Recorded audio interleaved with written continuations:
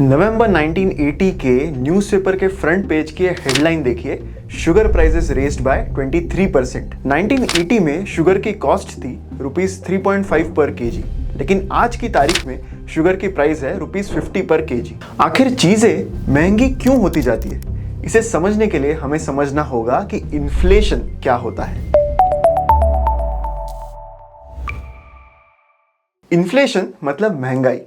हम हमारे daily life में जो भी गुड्स या सर्विसेज खरीद रहे हैं, उनके भाव के बढ़ने को हम इन्फ्लेशन कहते हैं। अब समझते हैं कि इन्फ्लेशन का आखिर क्या कारण होता है।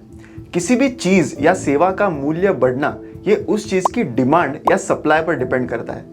वही चीज किसी भी देश की करेंसी को भी लागू होती है। जब लोगों के पास ज्यादा पैसा होता है, तब वो गुड्स या सर्विसेज पर ज्यादा पैसे खर्च करते हैं। मतलब गुड्स एंड सर्विसेज की डिमांड बढ़ जाती है, इसी से उनकी प्राइस भी बढ़ जाती है, मतलब इन्फ्लेशन बढ़ जाता है। इन्फ्लेशन का इम्पैक्ट हर किसी को महसूस होता है।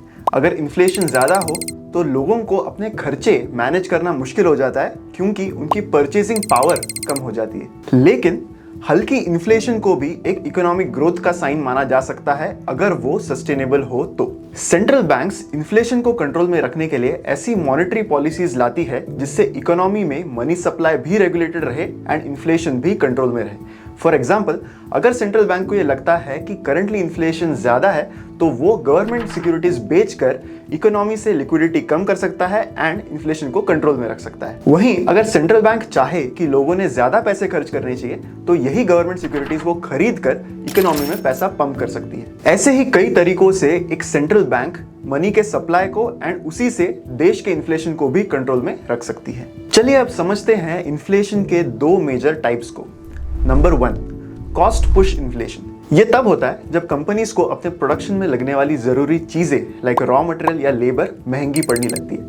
इससे होता यह है कि कॉस्ट्स ओवरऑल बढ़ जाते हैं, जिससे ये कंपनीज ज्यादा प्राइस लेते हैं एंड उसी से मार्केट का ओवरऑल इन्फ्लेशन बढ़ने लगता है। मान लीजिए कि दूध की कीमत बढ़ जाती है बिकॉज ऑफ वेरियस रीजंस, तो इससे सारे डेयरी प्रोडक्ट्स महंगे हो जाते हैं लाइक चीज, पनीर, बटर एंड आइसक्रीम, क्योंकि ये सारी चीजें बनाने के लिए लगने वाला की आइटम यानी दूध की कीमत अब बढ़ चुकी है। Number 2, demand pull inflation. Demand pull inflation तब होता है जब मार्केट में गुड्स या सर्विसेज की डिमांड बहुत ज्यादा होती है एंड सप्लाई कम होता है।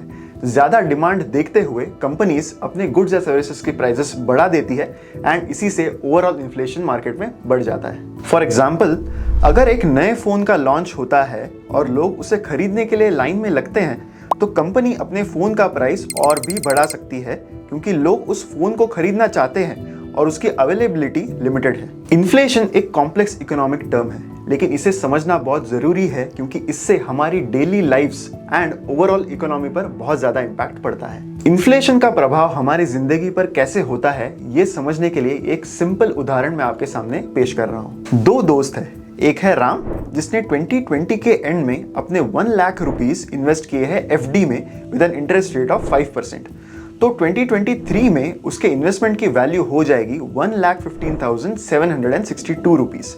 वहीं उसके दोस्त श्याम ने 1 लाख इन्वेस्ट किए म्यूचुअल फंड्स में, जिन्होंने CAGR रिटर्न दिया है ऑफ 16%। तो श्याम की इन्वेस्टमेंट 2023 में हो गई ₹1,56,089 रुपीस।